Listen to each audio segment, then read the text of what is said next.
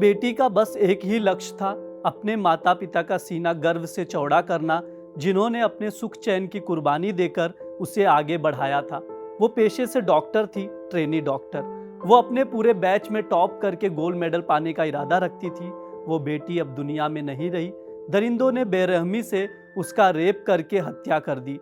जब शव मिला उस वक्त महिला के दोनों स्तन खुले हुए थे, निचला वस्त्र गायब था, उसकी योनि से खून बह रहा था, आंखों में खून के धब्बे थे, आंखों की पुतलियां फैली हुई थी, हाथ, घुटने, कंधे, शरीर के हर हिस्से पर खरोच के निशान थे। आज पूरा देश उस महिला के लिए न्याय मांग रहा है। अब सवाल ये उठता है कि रेप की घटनाओं पर रोक कैसे लगेगी? क्या हमारी बहन बेटियों को दरिंदे ऐसे ही नोचते रहेंगे? कब तक ये सब सहना पड़ेगा? आज हम कोलकाता रेप मर्डर कांड के खिलाफ वैसे ही इंकलाब जिंदाबाद की मुरीद कर रहे हैं, उग्र प्रदर्शन कर रहे हैं, कैंडल मशाले चलाकर बहसें कर रहे हैं, जैसा 2012 से तब तक किया गया जब तक कि निर्भया के दरिंदों को फांसी नहीं मिल गई, या कि 1990 के कोलकाता रेप और मर्डर कांड के बाद वैसी ही मुहिम चलाई गई जब तक कि धनंजय चटर्जी को फांसी के फंदे पर नहीं लटका दिया गया। लेकिन उसके बाद क्या? महज 2 साल पहले नेशनल क्राइम रिकॉर्ड ब्यूरो ने जो आंकड़ा जारी किया था वो चौंकाने वाला था। एनसीआरबी के मुताबिक भारत में हर दिन औसतन 86 बलात्कार के मामले दर्ज होते हैं और हर घंटे 49 केस महिलाओं पर किए गए अन्य अपराध के होते हैं। ये तो मैंने उन आंकड़ों की बात की जो दर्ज होते हैं, जो दर्ज नहीं होता उनका क्या? आज हम बात कोलकाता रेप केस की करेंगे, निर्भया की करेंगे, 1990 के कोलकाता रेप और मर्डर केस की करेंगे, और तो और 42 साल तक जिंदा लाश बनकर रही अरुणा शानबाग की करेंगे। नमस्ते, मेरा नाम ब्रिज द्विवेदी है। आप देख रहे हैं दैनिक जागरण। कोलकाता हो या महाराष्ट्र का बदलापुर, लोगों का गुस्सा 7वें आसमान पर है। वजह है बेटियों के साथ दरिंदगी और छेड़छाड़।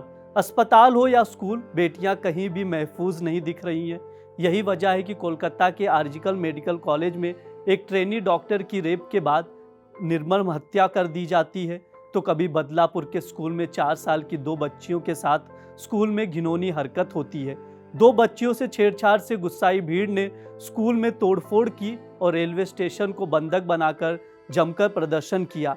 आइए सबसे पहले कोलकाता महिला डॉक्टर रेप मर्डर केस में अब तक क्या क्या हुआ वो जान लेते हैं। कोलकाता के आरजिकल मेडिकल कॉलेज में ट्रेनी डॉक्टर का शव 9 अगस्त को सेमिनार हॉल में मिला था। 8 अगस्त की रात ट्रेनी डॉक्टर की ड्यूटी के दौरान निर्मम हत्या कर दी गई थी। हत्या से पहले उसके साथ रेप हुआ था। इस मामले में कोलकाता पुलिस ने आरोपी संजय रॉय को गिरफ्तार कर लिया है। अब ये मामला सीबीआई के हवाले है। इस मामले की जांच शुरू में कोलकाता पुलिस ने की, जिसके बाद कलकत्ता हाईकोर्ट के आदेश पर सीबीआई को सौंप दिया गया। इस मामले में पहले ही कलकत्ता हाईकोर्ट ममता सरकार को फटकार लगा चुका है।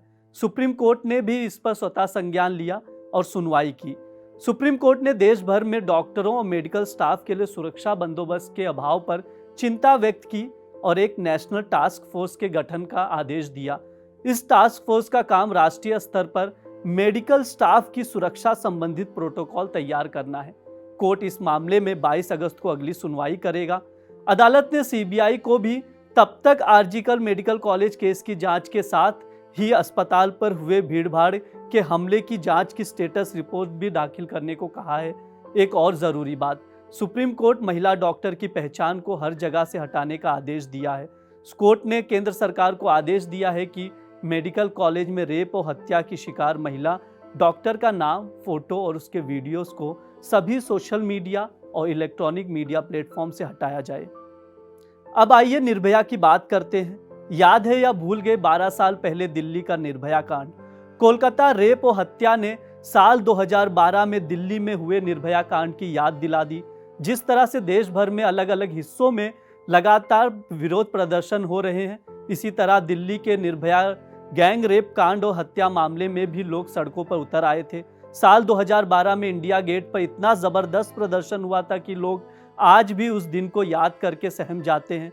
12 साल बाद एक बार फिर से पूरे देश में कोलकाता की डॉक्टर बेटी को इंसाफ दिलाने को लेकर लोग सड़कों पर उतर आए हैं। 16 दिसंबर 2012 को दिल्ली की सर्द रात में जिस निर्भया कांड ने पूरे देश को झकझोर दिया था, उसके 6 दोषियों में से 4 को फांसी मिल चुकी है। एक आरोपी ने तिहाड़ में ही आत्महत्या कर ली थी, जबकि नाबालिग को रिहा कर दिया गया था। नाबालिग अब आम आदमी की जिंदगी जी रहा है। आपको बता दें 16 दिसंबर 2012 की रात को 23 साल की पैरामेडिकल छात्रा के साथ चलती बस में 6 लोगों ने सामूहिक बलात्कार किया था। 7 साल चली लंबी कानूनी लड़ाई के बाद 20 मार्च 2020 को निर्भया गैंग रेप के 4 गुनहगारों को फांसी पर लटकाया गया था। निर्भया को इंसाफ देने और गुनहगारों को फांसी देने में 7 साल का समय लग गया था। इतना ही नहीं, और भी केसेस हैं। अब हम अरुणा शानबाग की बात करेंगे, पूरा केस समझाएंगे। सुप्रीम कोर्ट ने Kolkata doctor rape murder case में अरुणा शानबाग का जिक्र क्यों किया वो भी बताएंगे। हम सबको पता है कि कोलकाता में डॉक्टर से रेप और मर्डर मामले में सुप्रीम कोर्ट ने स्वतः संज्ञान ले लिया है।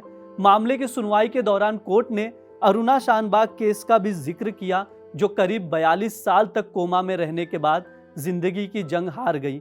देश में बहुत से ऐसे क्राइम होते हैं जो आपको अंदर से झकझोर कर रख देते हैं और सोचने पर मजबूर कर देते हैं। कुछ ऐसी ही कहानी है अरुणा शानबाग की, जिसने कोर्ट की चौखट पर इच्छा मृत्यु तक की मांग की थी। आज अगर अरुणा शानबाग जिंदा होती तो उनकी उम्र करीब 75 साल होती, लेकिन 23 साल के उम्र में ही उन्होंने जो जख्म झेला वैसा बहुत ही कम सुनने को मिलता है। उनकी मौत के बाद से ही देश भर में रेप की घटनाएं कम तो नहीं हुई, लेकिन फिर भी अरुणा शानबाग के साथ जो हुआ उसको सुनकर लोग आज भी सिहर उठते हैं। कर्नाटक के हल्दीपुर में उत्तर कन्नड़ इलाके में 1948-49 में अरुणा शानबाग की पैदाइश हुई थी। घर में 8 भाई बहन थे और 8वीं तक पढ़ाई करने के बाद अरुणा शानबाग कर्नाटक से अपनी बड़ी बहन के साथ मुंबई पहुंच जाती हैं। वहां पर वो हॉस्टल में रहकर नर्सिंग का कोर्स शुरू कर देती हैं। पढ़ाई पूरी होने के बाद मुंबई के ही एक अस्पताल में 1971 में जूनियर नर्स के तौर पर काम शुरू करने लगती हैं। उस अस्पताल में एक डिपार्टमेंट में कुत्ते के ऊपर दवा का एक्सपेरिमेंट होता था और उनको दवा देने की जिम्मेदारी अरुणा की थी। इसी अस्पताल में एक वार्ड बॉय सोहन लाल वाल्मीकि भी काम करता था। वो यहाँ पर साफ सफाई का काम करता था।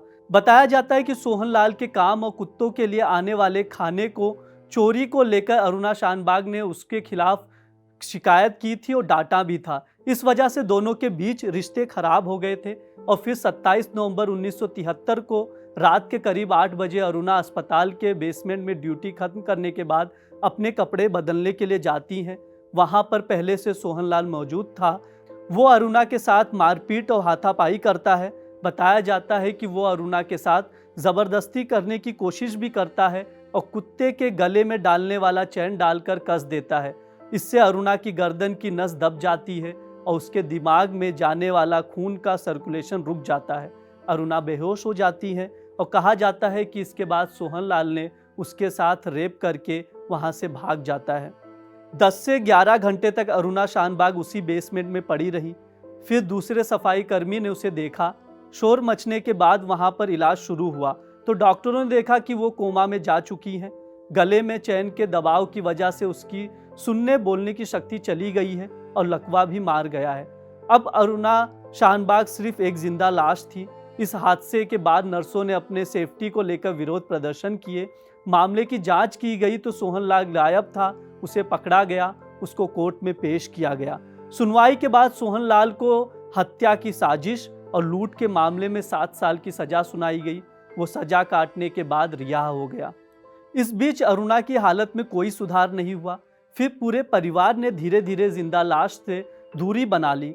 इस तरह से अरुणा किंग एडवर्ड मेमोरियल अस्पताल के वार्ड नंबर 4 के एक रूम में एक जिंदा मुर्दा की तरह करीब 42 साल तक पड़ी रही।